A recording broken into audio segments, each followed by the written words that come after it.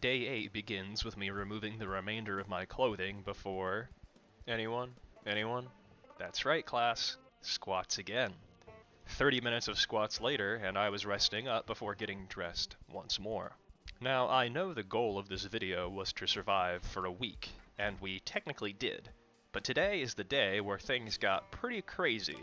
So, not wanting to keep you all from soaking up this juicy, thrilling content, I shall keep going as long as August here is still standing. There was more learning how to cook on the TV, more stew for brekkie, then making a game plan. I think I'm gonna go ahead and work on the strip mall a little bit. If it's raining, I don't want to get into too much combat. I can go in and out of buildings. Not wanting to become unlucky for no reason, I opened up my umbrella outdoors, then proceeded toward the strip mall in an orderly fashion, keeping my eye out for zombies. Since it was raining, now was the ideal time to transition to a hammer to bop them zombies on the noggin, as my offhand was keeping my body dry with the umbrella. Bonk!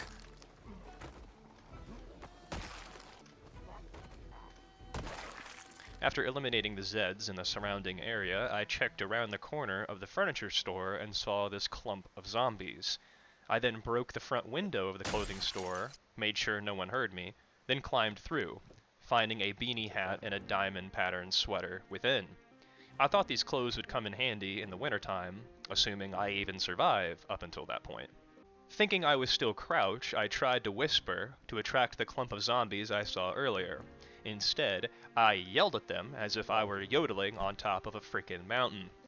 I thought I could go back through the sporting store to attract a few using that back door and the same method, but 3 zombies managed to notice me at the same time, so I went back through the store and tried the same tactic using the grocer's back door. I suppose 3rd time's the charm, however, since this worked, and I calmly cleared out the clump.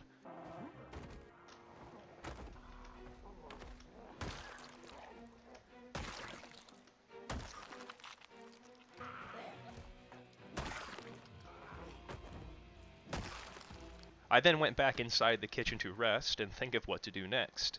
However, fate had other plans.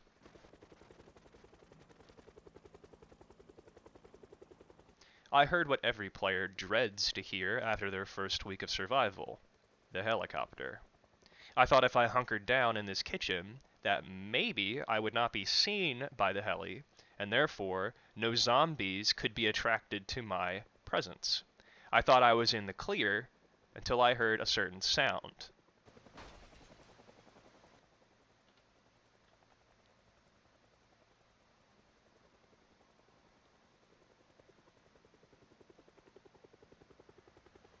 It was now or never.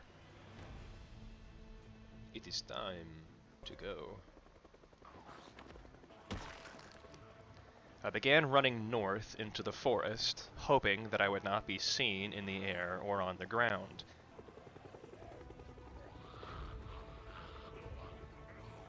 Oh, shit!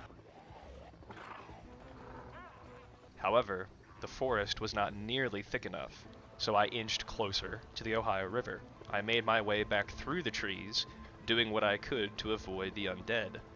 The longer I walked, the more negative moodles appeared, and the more concerned I became.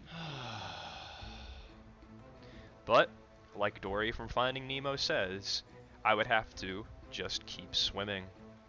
I looped back through the town and toward the cul-de-sac that I once called home. It seems like no matter where I went, the undead followed.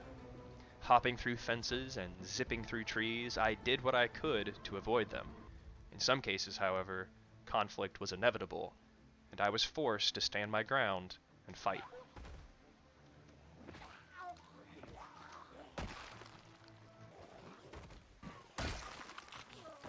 I'm about to end this man's whole career.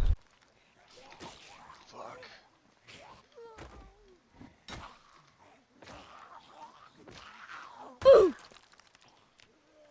The fighting was proving to be counterproductive, since the commotion began attracting more zombies, meaning I was biting off more than I could chew. If I kept going on like this, Soon, they would be biting off more than they could chew of me. I scurried across the street and took refuge in this house. I would have to hole up here for the night. Before I did, I tried to clear the proximity around the house to avoid any unwanted sleepovers.